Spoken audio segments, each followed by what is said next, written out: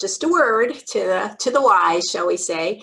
But tonight we're going to Australia, and we have the wonderful Paul back from Southern Crossing, he was one of our very, very first ones. Did just a fabulous job taking us to Australia. So we're going to dive deeper into a couple of sections of Australia. It's not going to be the same that we did the first time around. And Paul is, as I said, with Southern Crossings, which is a virtuoso agency, and he's a great travel partner to work with. And after he does his presentation, I think you can ask him a couple of questions about he and I had a discussion about when we think Australia is going to open up, but I don't want to say anything. I'll let Paul do that. Yeah. You can hear straight from the Aussie. it's still a virtual trip to Australia at the moment. Right. At the moment, but look, we're hopeful that it'll come up. But yeah, we'll talk about that in a little bit. Right. Thanks, Sandy. Well, Paul, take us. This is the only way we can go to Australia right now. At the moment, it is. Yeah, take us away. Hey, mate, take us to Australia. Right. Can I share my screen? So yes, you should be able to. There you go. Perfect. Thank you, everyone, for joining. It's lovely to see those of you again who were back on. I can definitely see a few names and faces I recognise. It's been great. I've heard and kept up with everything that Sandy's been doing, and really good to keep us all interested in the idea of travelling. And you know, as we were just talking about, the situation in Australia is very different in terms of travel. We're still very restricted, but you know, the trade-off is that we're also living a very normal life compared to a lot of places around the world, basically without any COVID. I don't know where you can find a middle ground somewhere. We hope you will be able to do that at some stage, but let's not focus on that for now. What I thought I'd do is take some time and have a bit of a talk through some of the great destinations that we have here in Australia. I probably will cover a little bit of stuff that we covered last time, just in terms of who we are and what we do and how we can help you alongside Sandy in making travel arrangements to come here. And then what I'm going to do is take a little bit of a deep dive into a couple of the destinations that relate to the wines and the food that you are all trying today. Is anyone actually trying to cook that steak? It looked pretty amazing, but I know that looked amazing. It looked like it was, you know, the whole thing was very challenging. I would leave that up to Hallie and Ginger and Lori, our star chefs, our Michelin wannabes. Excellent. Okay. I figured, you know, hey, that's what the winery suggested. Go for the gold, right? Yeah. And I've got a cool little thing with that I'll bring in a bit later. So, great. Just to remind you, we're a company called a DMC, a destination management company. We specialize in arranging travel for people coming from international destinations to Australia, New Zealand, and the South Pacific. We've been operating this year, it'll be 35 years. And that's from our New Zealand office, and here in Australia 20 years. So we very much know what it is that people from your part of the world are looking for when they come. And one of the things that we specialize in doing is really, you know, completely tailoring an itinerary to your interests and needs. So obviously I get the feeling that at least some of you like wine, and that's a good thing because we have got some great wines here.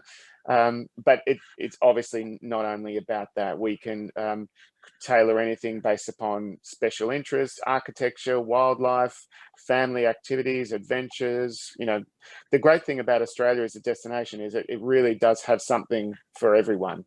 And that's what our job is to sort of dig into it a little bit and understand what you're after and make sure we suggest something that's really appropriate for you and your party when you come down here. So we have very good connections with all the key suppliers down here, especially in the sort of 4-star plus space. But we also just work really closely with a great selection of guides and tour companies and everything to enhance the experience when you come down. We always start with a blank piece of paper in terms of designing an itinerary for our clients when they're traveling here. But one of the most common questions that comes up, of course, is when's a good time to travel? And the whole point, and I think what makes Australia such a fabulous destination, is that we're such a big country, in fact, a continent, as everyone would probably have learnt in grade school, a country and a continent together. And because of that, we actually have really great places to visit any time of the year. So the most popular time to come is certainly in our summertime, which is December, Jan and Feb. And that's because that's the perfect time for this more southern destinations, places like Sydney and Melbourne and South Australia and many of the wine regions and things that we're talking about today. The summertime is a great place to come. But even in our winter, which is in the middle of the year, we're not quite in our winter now. And it needs to be said, our winters are generally, except for a couple of locations, nothing like you know, the sort of winters that are had in the northern parts of the US. So for example, today I'm in Sydney. It's probably about 72, 73 degrees. So pretty nice, really, for you know, we're not quite in winter, but we're almost in winter. We're a month away from winter. So yeah, the weather can be really nice, and it's beautiful blue sky and sunshine.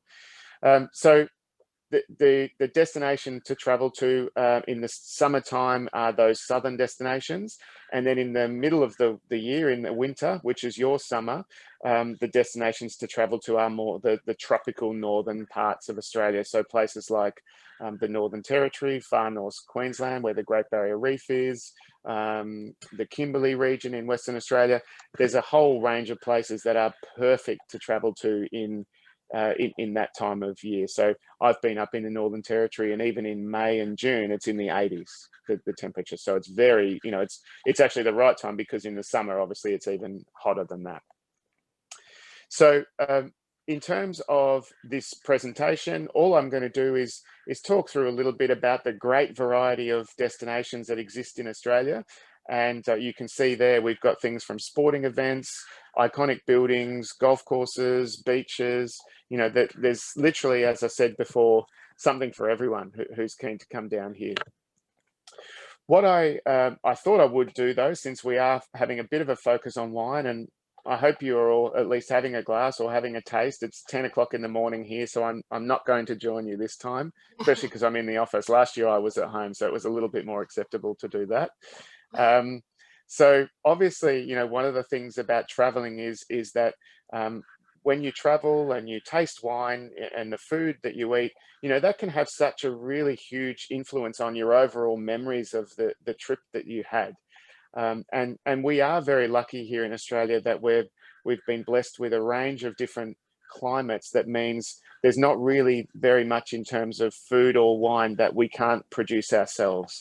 And one of the outcomes of that, of course, is that we've got such great access to incredible food and wine and fresh ingredients and all those things. And those sort of natural resources are very much combined with this fabulous multicultural society that we have here, where we, through the years, have had people come to Australia from Europe, Britain, Germany, France, Spain, Italy, and then all the way through to, in the last sort of 50 years or so, a lot of people migrating into Australia from various different parts of Asia. So there's a huge variety of different foods and experiences that you can have here based upon all of that. But particularly in terms of the wine, we're very fortunate because we've had people come from Germany, Spain, Italy, Greece, and France, and bring their winemaking traditions to Australia. So that's why, for example, you're able to drink some sparkling Tasmanian wine today, which is made in the traditional method that relates to the way that champagne's made over in the Champagne region in France. So what I've highlighted there is just a few different destinations in terms of wine that we're going to talk through. And we'll really focus on a couple, which is Western Australia and South Australia, which is where the wines that you're tasting today have come from. We'll start off in Sydney, though, just quickly. It's obviously a destination that's very pretty much on everyone's list when they come to Australia. And it's a great starting point for flying into, seeing the natural beauty of the city and the beautiful harbour and some of the best food and wine experiences in Australia. And it's also a starting point to head out to a few different regional wine areas that are not very far from the city itself. Probably the most famous of those is one called the Hunter Valley, which is about 2 hours north of Sydney. But today I wanted to talk about perhaps something that's not necessarily on the radar for any international visitors as yet, but I was fortunate enough to go out there a couple of months ago and experience it, and it's really great. It's a place called Orange, which is quite an unusual name, and ironically, because they don't grow oranges there, so I actually don't really know where the name Orange came from. But it's a place, like many places in Australia in the last year, with the international borders being closed, it's really come to into its place as a destination for Australians to go and travel to. And it's about 3.5 hours drive from Sydney inland. So you cross over a mountain range called the Great Dividing Range, and you then get to this area which is called Orange, and it's set sort of on the foot of an extinct volcano. So the land is very fertile based upon the fact that there was a volcano there thousands of years ago.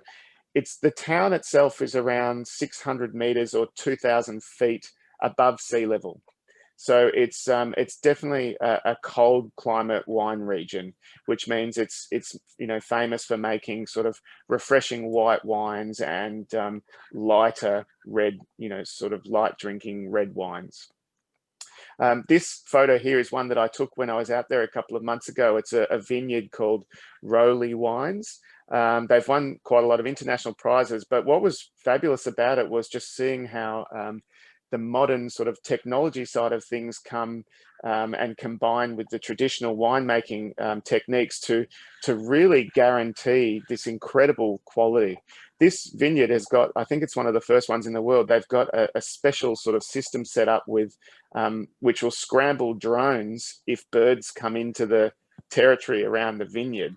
So the drones will be scrambled automatically by this technology and get up in the sky and scare the birds away. So rather than using pesticides and things to protect the birds, protect the grapes, they're using this new technology to make sure that it's very well looked after. And the other great thing about this region is it's sort of the epitome of a destination where the fresh food from the local area and the wine go hand in hand. I mean, I had one of the most incredible meals there that would be something that you would pay hundreds of dollars for here in Sydney. And it was about $90 per person, Australian dollars, so probably $70 US for an incredible 4-course meal. It was really great. So definitely a destination that's best probably served self-driving, but one that's really for people who want to get somewhere a little bit off the beaten track, a good one to visit. Next up, I wanted to head across to Western Australia, which is a long way from Sydney. I don't know if, just to give you an idea of the scale of Australia, to drive from Sydney to Perth, which is where the capital of Western Australia, is the equivalent of driving from, say, London to Athens. That's the distance. So if you think of those two destinations, they're a long way apart, London and Athens, and it's about the same to literally drive across from one side of Australia to another. That being said, there's a lot more to see on the way from London to Athens than there would be from Sydney to Western Australia, because it's mostly just desert all the way along. But the most famous wine region in Western Australia is one called Margaret River. And I think we drank some wines from Margaret River last time when we were doing the tasting. Yeah. Cabernet, I think. Yes, that's right. So Margaret River, this is a property called Cape Lodge, one of the nicest properties down in the area. But there's a variety of accommodations that really suit, and it's sort of a coastal area as well. So there's some really nice beaches along there also. When you're in Margaret River, one of the great things that you can do alongside drinking the wine is to do some, hikes. This is a hike called the Cape to Cape Walk. It's 2 or 3 days long at a minimum, and you do a walk where you're not staying in tents or anything. There's nice accommodation along the way, and you finish a 3-day walk with a visit to a winery to do some wine tasting. So that's a nice way to celebrate. It's your reward. It's a reward for the work that you've done. That's right. Also in and around Perth is, like every city in Australia, and I'm not going to go through every city, there's great opportunities to do walking tours, and even some other wine regions to visit from Perth as well. You can do even a seaplane trip from Perth, where you fly from the river in Perth to a river in a place called the Swan Valley, which is about an hour north of the city, and do some more wine tasting experiences there. What I'd like to do is delve into the region of South Australia, which is probably our most famous winemaking region. And certainly the one that one of the wines, the Henschke wine that you're tasting is coming from. So South Australia is really interesting in that it was settled a lot by, there were German settlers who originally came and set up quite a big sort of township and multiple towns in the area. So it's very famous for its Germanic style wines like Riesling, and so on, the white wines, obviously. And it also it's just fortunate, based upon the lay of the land, that it's got some areas where you can have some warmer wines as well. So it's very famous for red wines, and in particular Shiraz is probably the most famous wine that comes out of the Barossa Valley. Accommodations vary. There's really a range of them, but what I wanted to highlight was this one, which is a fairly new one. And I did hear Sandy say there was at least one Australian in the mix on this. So perhaps she might recognise this, because it was the setting for a TV series called McLeod's Daughters, which aired, I'm going to say, in the 80s, perhaps. It was sort of the family home of this family in the TV show. But it's undergoing a complete refurbishment at the moment, and it's going to be opening up in the middle of this year, only a few months from now, as a high quality accommodation. So it used to be that you could just rent it as one full house. You needed to have a whole group of people to go, but it'll be one where you can book a room like a hotel. So that'll be opening up in June this year, which is exciting, and it'll be great to have another destination to potentially stay in. We could take our whole group there and take over the whole place, right, Paul? You could, yeah, and it's the perfect base to do some wine tasting from, so it'll be great. So as I said, South Australia is probably our most famous winemaking state. And within that state, the most famous winemaking area is one called the Barossa Valley. So the Barossa is the location of the Henschke winery. And that's one of the very famous wineries there. Probably the most famous one, I would suggest, would be one called Penfolds. I'm sure you've heard of Penfolds. They have a very famous type of wine called a Grange Hermitage, which even at the initial release, it usually sells for something like $700 or $800 per bottle when it's first released. And from then, the prices even go up. So if you're talking about a 1985 or a 2000 or a 1976, or, you'd be talking thousands and thousands of dollars. It's certainly Australia's most highly awarded and highly regarded individual wine from the Barossa. But Henschke, if we all bought one bottle, we could have one tablespoon. Yeah, that's right. Henschke is another one of the most famous ones, and one of the things that we can do, and I guess the benefits of working with a company like us in conjunction with Sandy, is that we have the opportunity and the connections to get some behind the scenes type experiences that you wouldn't necessarily get. So one of the things that we can do at the Henschke winery, which you're tasting one of their wines today, is to arrange a private tour with one of the family, or at least the manager. And what they'll do is they'll take you to their to see their Hill of Grace vines. So the Hill of Grace is one of their famous brands of sort of not brands, but types of wine that they produce, Hill of Grace, based upon these specific vines that they're growing in one location in the vineyard. And they'll take you on a tour and actually give you the sort of behind the scenes, as you can see in the photo, barrel tastings and experiences like that. Some other great things that you can do in the Barossa, and I have to say it was exciting to be working on this, because I'm going there in 2 weeks' time with my lovely wife. So yeah, some great things that you can do is for those who like port, and particularly this is a good one because the older you are, the better it is. You can do a tour of one of the vineyards there called Seppeltsfields, and they when you do the tour, you get to taste the tawny port from the year that you were born. So, and it stretches all the way back to 1902. So I think we've got pretty much everyone covered. And obviously, if you're 75 or 80, you get to try the really nice and old one. And if you've got your grandkids with you, then, you know, they don't get to try as nice a one as yours. Of course, going hand in hand with that region is the very famous sort of food and experiences that come from there. So, you know, we can certainly arrange experiences like a cooking class at one of the vineyards before you sit down for lunch with the chef and enjoy a selection of the wine. So there's some really great experiences to see and do.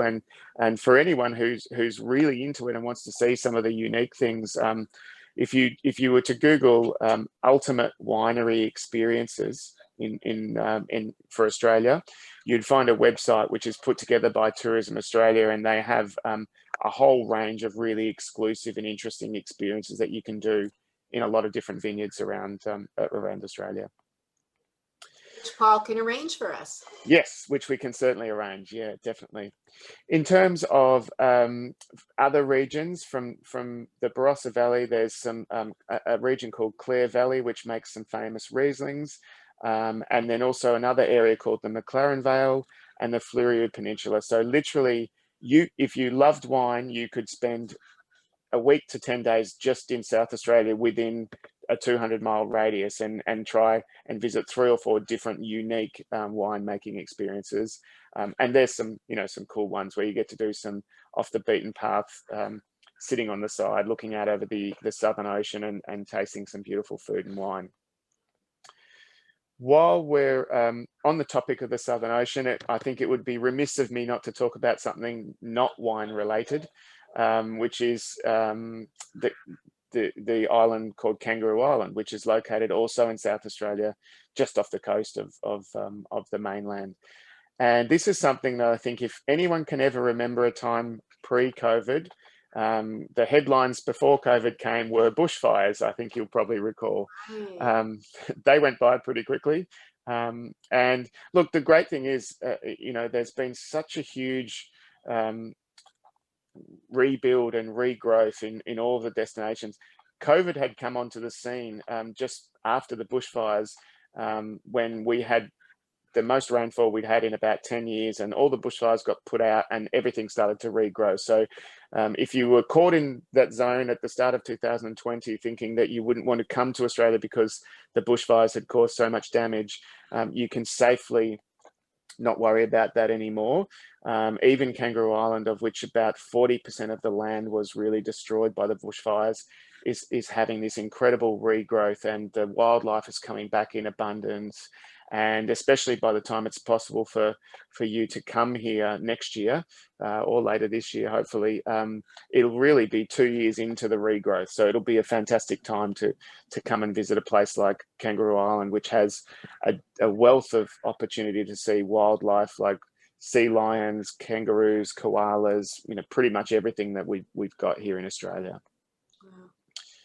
Now, one of the cool things, if you've got lots of money saved up from COVID and you want to do something really unique, is that Kangaroo Island is not that far as the crow flies from Melbourne, and in fact, when you travel from Kangaroo Island, you have to fly back to Adelaide and then take another flight down to Melbourne. But if you've got that money saved up and you want to do something great, here's a cool thing that you can do that links up to that Mayura station where the recipe came from for the steak. So we can arrange a private charter. You actually get on a plane, you take off from Kangaroo Island, and you'll then make a stop at Mayura Station, so the one that recipe came from, and stop there, do a little bit of a tour of the farm, sit down for obviously an incredible steak lunch that they cook for you on the property, and then you get back on the plane and keep flying and land in Melbourne that afternoon. So that sounds very civilized. It's very, very nice. And the planes are nice. They seat up to about 8 people. So particularly if you've got a group of people traveling, it's not actually that expensive to do if you've got 6 or 7 or 8 people traveling together. But you get an incredible experience, obviously, that is really something that not many people get to do. touching on to Melbourne, I think, you know, you would be aware Melbourne's our sort of second biggest city, a city very close to my heart. I grew up in Melbourne. I live in Sydney, and it's like that in Australia. There's a lot of people moving around the two big cities. It's very famous for its culture. It's very famous for its food and wine experiences. It tends to be the place whenever an international pop-up restaurant comes, they'll generally open in Melbourne rather than in Sydney. It just has a little bit more of a you know, a foodie sort of scene, and lots of great restaurants and, you know, fusion food and all sorts of things. So definitely a destination if you're a foodie and you like wine, that should be on the list. And we always pretty much recommend people try and do Sydney and Melbourne as sort of perhaps a start and an end to a trip, fly into one and out of another, because they're very different and you get different experiences. Just a little bit out of Melbourne, about an hour out of Melbourne, is an area called the Mornington Peninsula. I think we might have touched on this last time as well, but it's a famous winemaking region. When I was little, it wasn't actually famous for its wine. We used to go there. It was sort of a beachy destination, but in the last 20 years, it's become very well known for its food and wine scene. And this is a fabulous hotel that opened up there probably 3 or 4 years ago. It's named after, funnily enough, I think it's a sort of an American or an American Indian mythical creature called a jackalope. Has anyone heard of a jackalope? It's crossing like a jackrabbit and an antelope or something like that. It's some sort of mythical creature. I don't know why they've named a hotel in Victoria after it, but it's a very funky sort of restaurant right on a vineyard. Got a great cellar door and 2 excellent restaurants with the most fabulous food. One's a sort of fine dining degustation style menu, and the other one's just a more casual eatery where they make these you have to go there just to eat this thing. It's like I guess it's a chocolate cookie that's baked in a little pot in a wood firing oven, and it comes out in the little pot warm straight from the wood firing oven with some ice cream on top. So for foodies, it's definitely worth it even to just go there.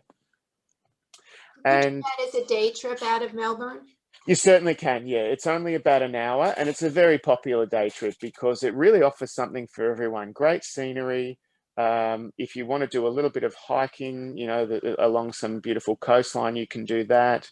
You can do experiences where you go out on the bay and swim with dolphins, but you can also do lots of incredible food and wine sorts of experiences there as well. And one little interesting side note about the Mornington Peninsula is it's an area where I don't know if anyone knows their Australian history, but we had a very mysterious thing happen here quite a long time ago. It's so strange to even think about it, but the Prime Minister of Australia, like the actual, you know, our equivalent of your president, was that serving real Prime Minister at the time, went for a swim in the beach in a place down Cheviot Beach in the Mornington Peninsula, and went missing and has never, you know, completely disappeared and has never been seen again. Yeah.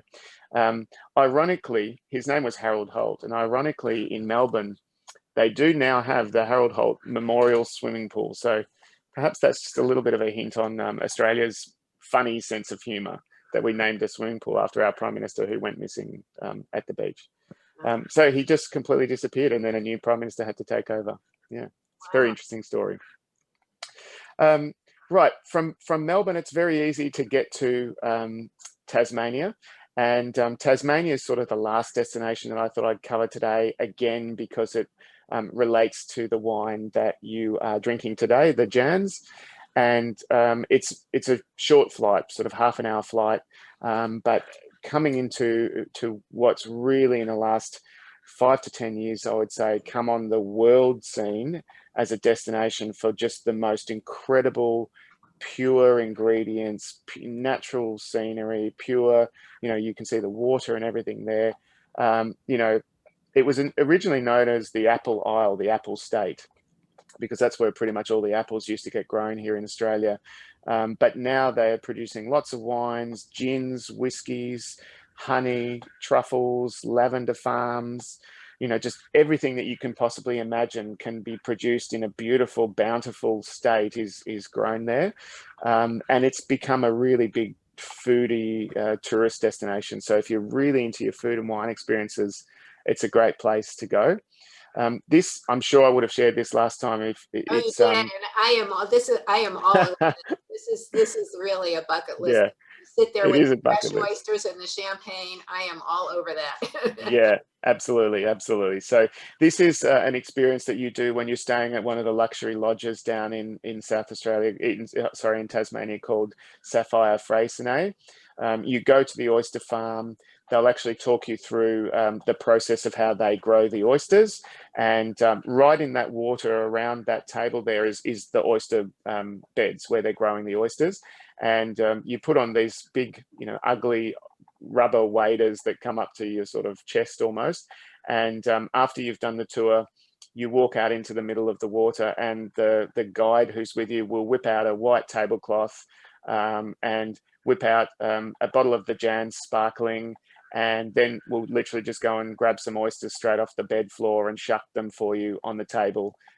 So you can just stand there in the water and drink some sparkling and wash it down with the oysters. So Can you eat as many oysters as you can? as many as you want. They just keep bringing them out. Yeah. So it's great. It's a really great experience.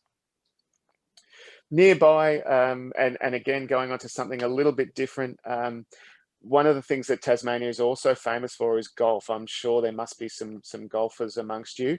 And Barnbougle is one of our most famous golf courses. It's located in the northern part of Tasmania, pretty close to a place called the Tamar Valley, which is a famous dairy farming region, and also, you know, no more than 30 minutes from the door of the cellar door of the Jansz winery that you're tasting the wine from today is this golf course, which I think is ranked certainly in the top 100, but maybe even in the top 50 golf courses in the world in terms of like the international golf magazines and stuff, just because of the setting. I mean, you can look at it there. He's teeing off with the water on one side. There's actually a kangaroo there as well. Yeah, you know that kangaroos like to play golf too.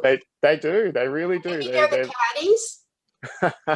Well, when I play golf with my father-in-law, there's kangaroos all over the golf course, and they don't even move now. The ball goes right near them, and they just sort of look around and keep laying there, relaxing. I was on Kiowa Island in the Carolinas, and they have alligators or crocodiles. I never know right. between the two. I'd rather have a kangaroo. Yes, a kangaroo is probably a little bit safer on a golf course than an alligator.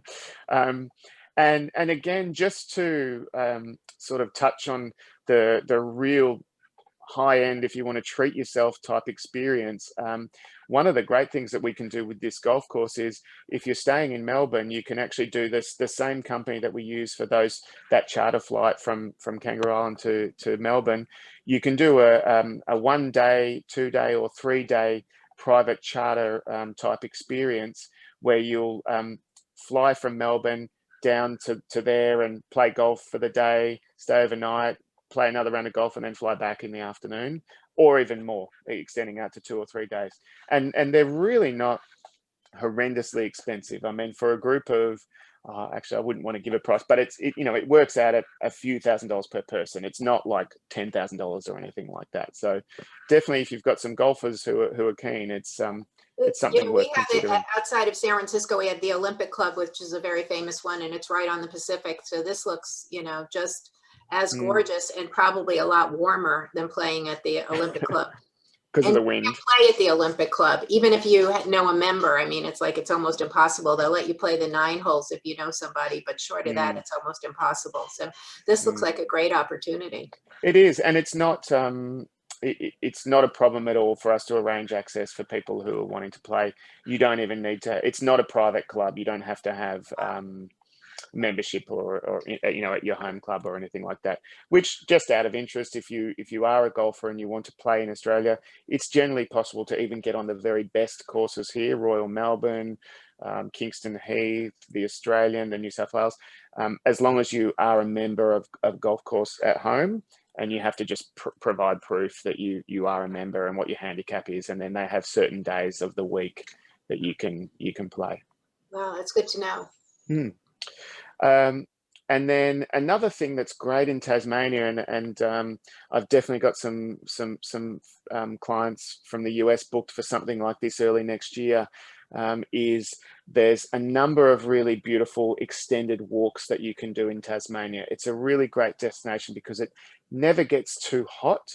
So, you know, even if you want to do some hiking, you can do walks, which are usually somewhere, I'd say, 8 to 12 miles per day of walking.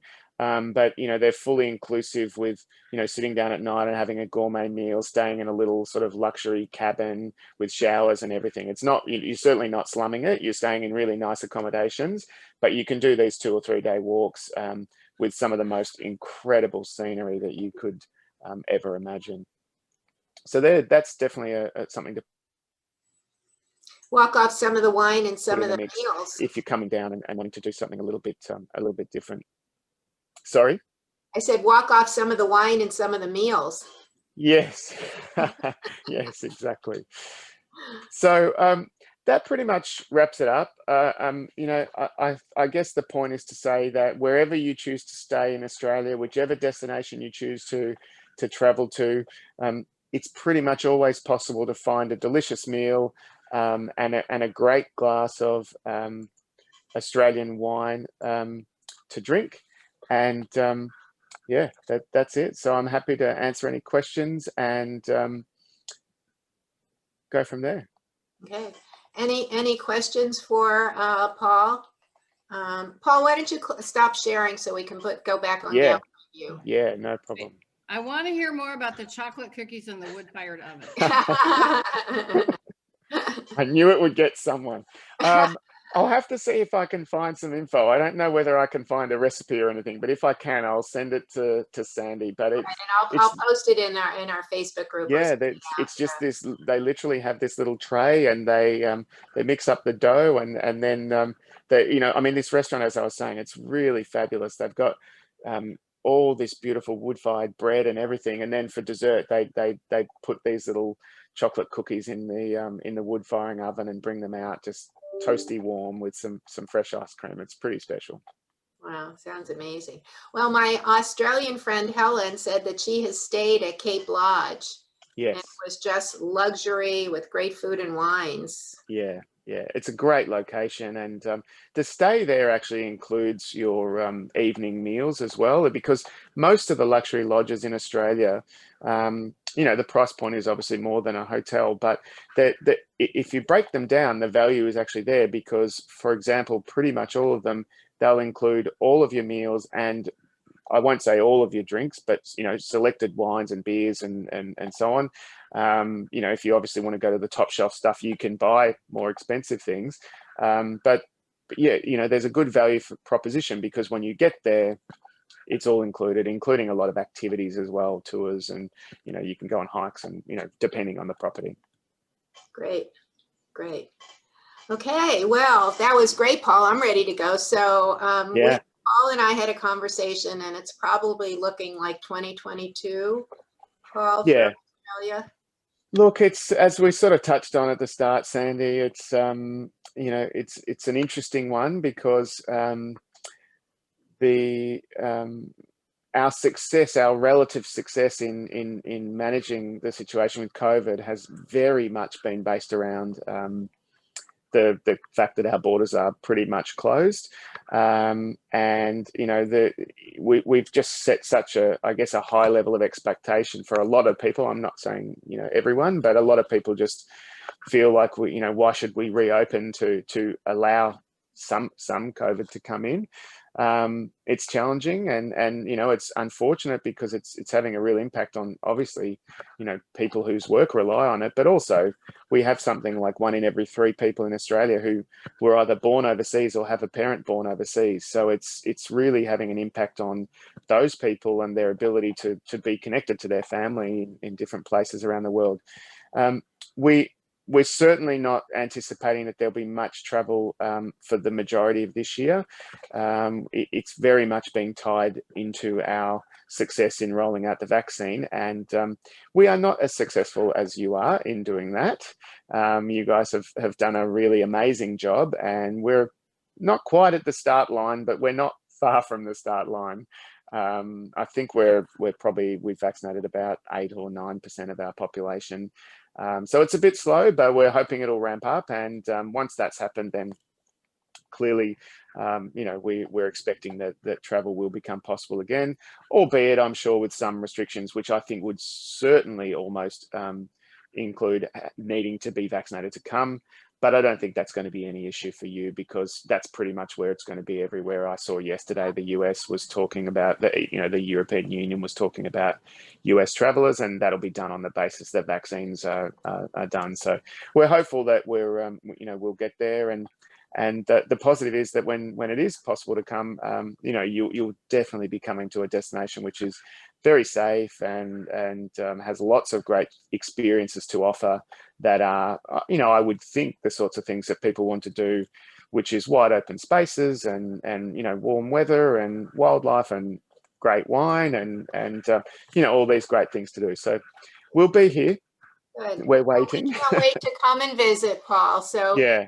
hang in there and find out more great secret little out of the way places for us, and we'll be there soon. Count for us in 2022. Absolutely. Well, thank you so much. It was really, really great. And Warren, welcome. We haven't seen you in a while, but we're glad to be back and glad to be back in Australia. You missed the beginning of Paul. He was taking us to some of the wineries that we're going to be drinking from tonight. So it was really lovely to see more about it. So anyway, what are we drinking tonight, Warren? Well, that's great. And thank you, Sandy. I'm sorry I'm late. I had to go to the warehouse and pick up some wine. I stopped by Judy's place so she and Hallie could have wine to drink tonight. I see them on the screen. I don't see them drinking though. So, but anyway, and we have some wonderful, wonderful wines tonight. The first one from Jansz, as you've heard a lot about, is a devil of a wine. So anyway, this is one of my favorite sparkling wines, not only of Australia, but in the world. It's an interesting story. Roederer, the famous champagne house in France, has expanded to various places around the world, including here in Napa Valley. If you know Roederer Champagne, in Napa is that big, huge faux chateau that's right there at the gateway to Napa when you head down into the valley there in the southern part of it.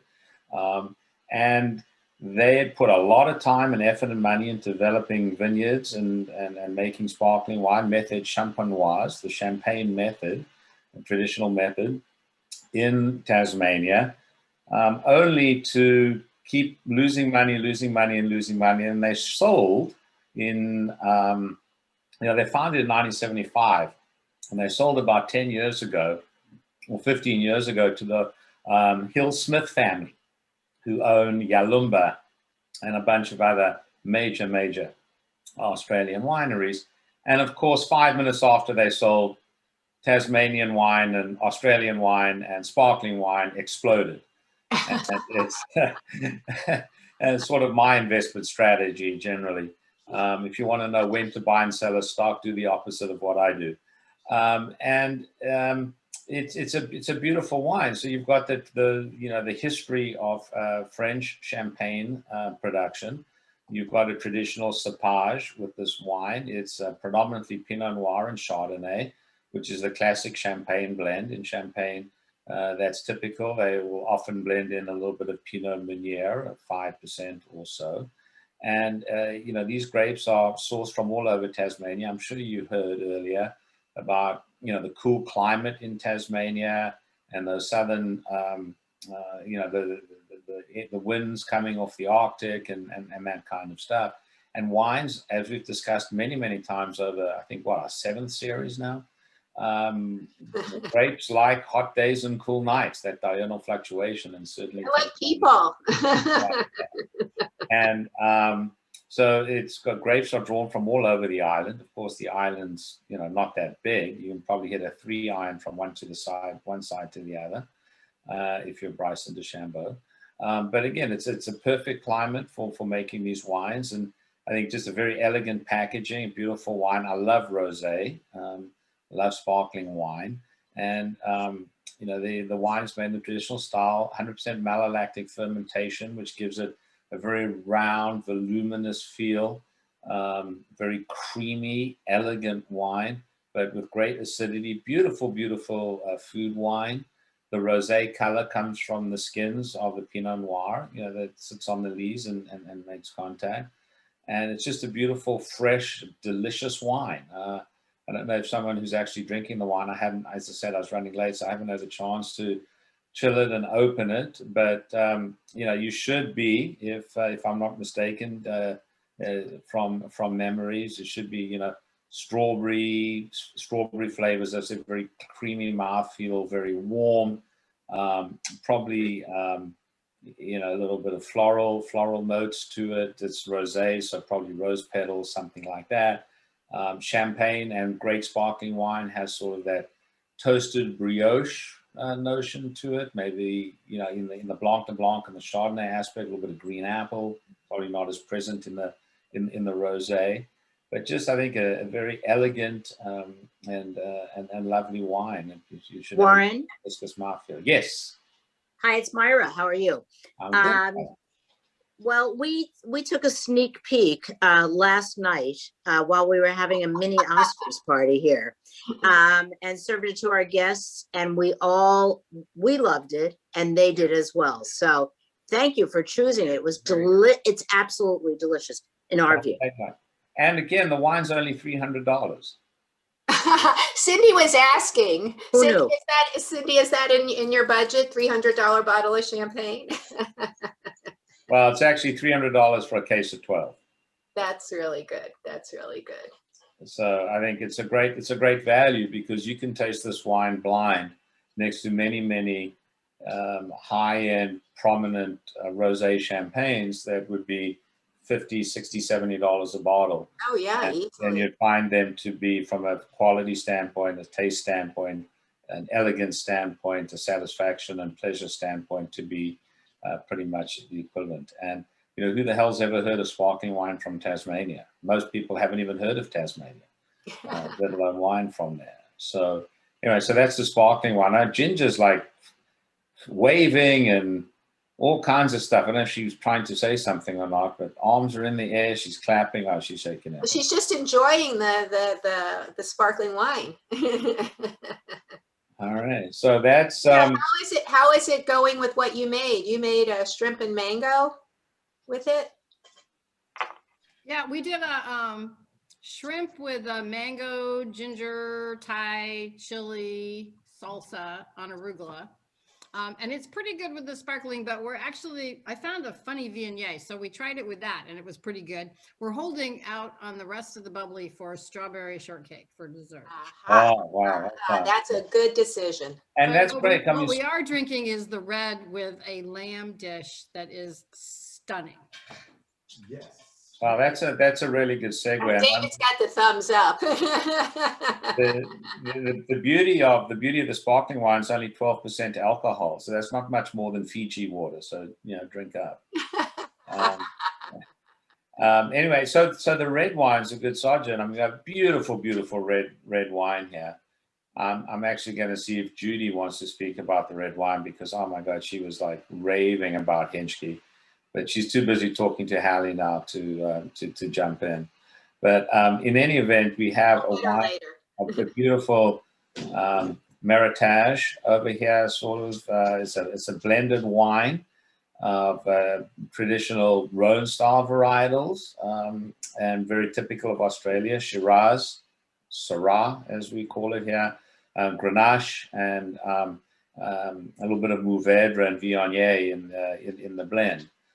So, you know, not an atypical blend for the Rhone or for, certainly for South Australia. Henschke is a venerable name in Australian wine, goes back, oh gosh, to the 1860s, something like that. Currently owned by Johann Henschke, and beautiful winery.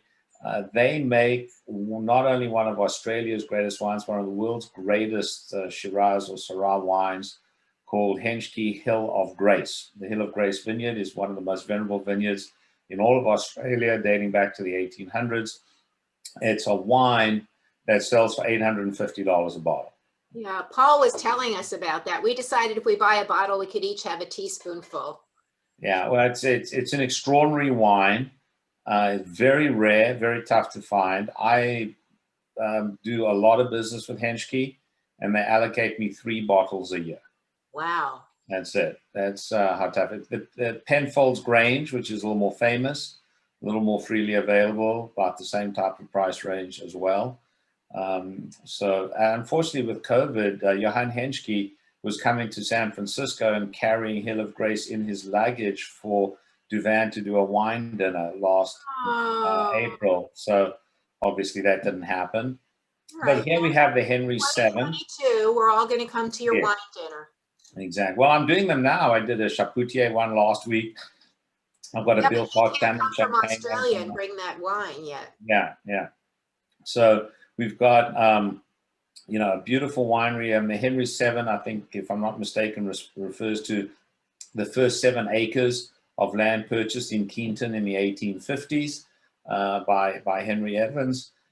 It's all of the grapes that go into this are fermented individually and then blended in new and conditioned oak.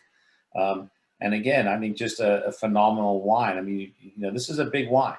The Shiraz gives it a lot of body and heft. You've got the Grenache and the Mourvedre giving it great strength and character and vibrancy.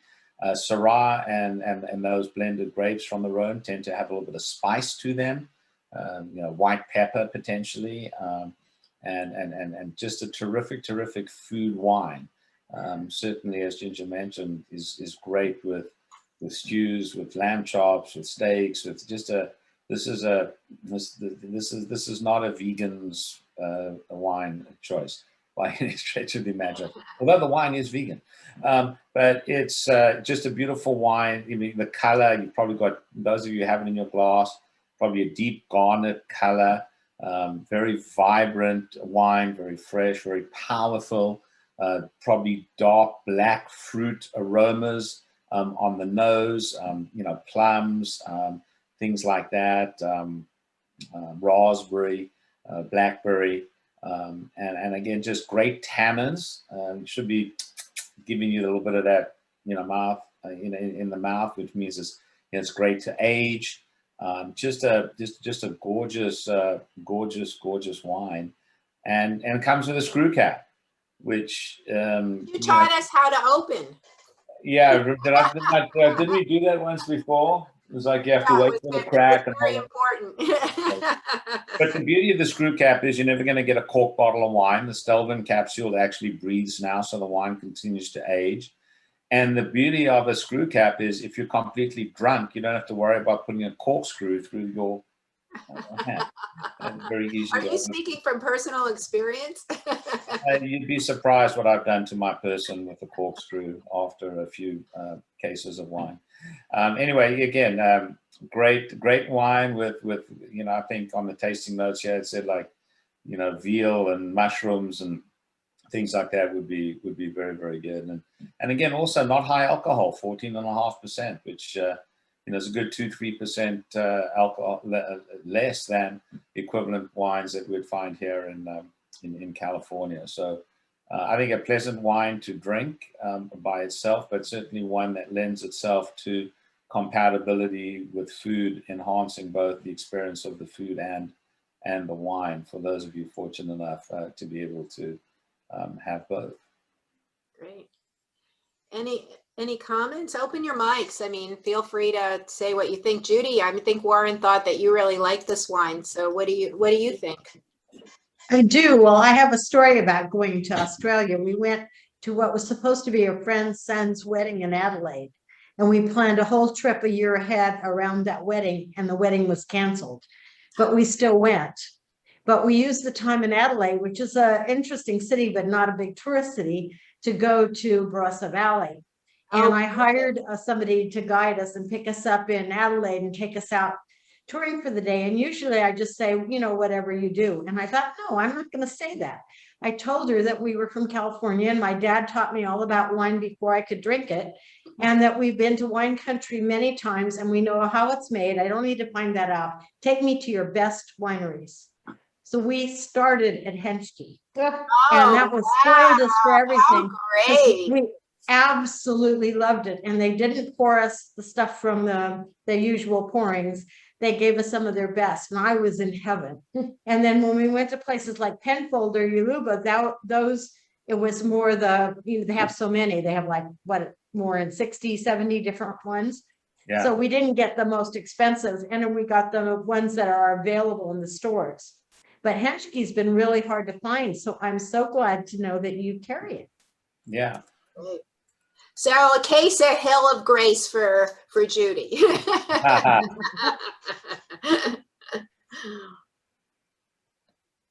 And the other thing with sparkling wine or champagne, it may seem intimidating to a lot of people don't want to open it because you just want the coupe de champagne. Is get yourself a bouchon, one of these, Yeah, and plop that in the bottle. But I mean, I was at as I said last Tuesday. I did a charcutier dinner at the French Club, and we had Jansz Rosé for the reception, and there was about a half a bottle left, maybe 2/3 of a bottle left, and Connie said, "Don't you leave that here, bring it home for me." And we put a bouchon in it, and we put it in the refrigerator, promptly forgot about it. And on Saturday night, we opened the fridge like, oh my gosh, there's some champagne in there. Opened it, and when we opened it, it went pow! Because it retained the pressure in there so well over the course of those 5 or 6 days that when we drank it, it was as if we had just popped the cork on it that very night. So don't be shy to open champagne, drink a glass or two, put a bouchon in it, put it in the fridge, come back to it a day, 2 or 3 or 5 later, and you'll still really, really enjoy it. yeah, the bouchon works really great. I was surprised too. Same thing, had something in longer than I thought, and it was amazing. Yeah, I've even used a regular cork in that, but you've got to be very careful when you open it because, like the kid in the Christmas story, you'll shoot your eye out, kid. Yeah, I forgot the speed of a champagne cork is You really definitely want the bouchon so that it goes under the lip and secures the yeah, no, it's a great little device. I love mine. Anybody else? Comments about the wine? Any questions for Paul? So Warren, this is Jeff.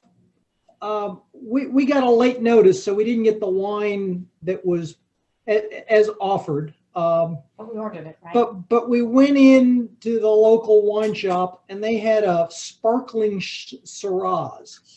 Is that a common Australian thing? I mean, it's very strange because it's sparkling red wine. It's good. No, it's great, and you drink it chilled. So yes, a sparkling. You'll be surprised how many sparkling red wines they are. I mean, Best Great Western. I don't know if That's what we're having. Yeah, that's what we're having. Yeah, so it's a terrific wine, and that actually sparkling red wine served chilled is not as unusual as you think. If you think about Emilia Romagna in the north of Italy, maybe the greatest food region anywhere in the world, they have a wine called Lambrusco. Oh yeah. The Lambrusco grape, and that is a sparkling red wine, a little bit lower in alcohol, effervescent. That more of a frizzante than a spumante, as is the sparkling Shiraz. And they eat that, they drink that all the time with charcuterie in the afternoon, almost like a spritz. The other, in Piemonte in Italy, they make sparkling Nebbiolo. Peruso makes one, which is terrific. So no, absolutely, that's good. But if you want the wines, just I was going to email you. Yeah, email me and I'll be in the warehouse tomorrow. I can pick up a 6-pack and bring them over to you at some point this week. Or take him to Ginger. No, we're not taking them to Ginger's. Ginger. Thanks, Warren. Any other questions for Warren, for Paul? Okay, well, this was great. It was great to be together again and to see our friends way down under. Paul had said to me, he said, when they get one COVID case, they freak out. It's like a spike. So I think once the borders open, for people who are feeling, you know, that they want to go someplace that they can feel really comfortable, I think Australia is an ideal first time out of the box location. So think about it for 2022. And Warren's got these fabulous wines. I mean, who needs to spend $60 on a bottle of champagne when you can get this Jansz for around $30 a bottle? How fabulous is that? So next week, we'll see you next Monday. We're on our way back to Portugal. And so that's going to be very exciting, the Douro Valley, which is really delicious. And if you have any questions about wine, shoot Warren an email. Any questions about travel, shoot me an email. And have a great week. And we look forward to seeing you next Monday night. Take care, everybody. Excellent. Thanks, everyone. Bye. Thank you, thank you. Do, do, do, do.